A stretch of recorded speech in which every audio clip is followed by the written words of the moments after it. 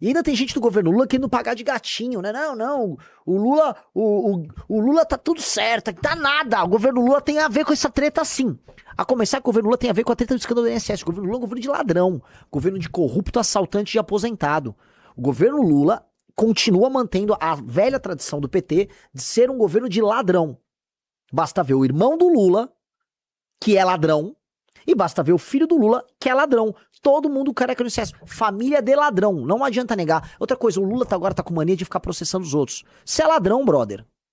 Sua família é família de ladrão. O Lulinha é ladrão. Vai processar. Você vai ver. Vão processar e vão querer caçar meus direitos políticos. Família de bandido, cara. Que é isso? A gente vai ficar permitindo isso? Pessoal, like na live e se inscreva.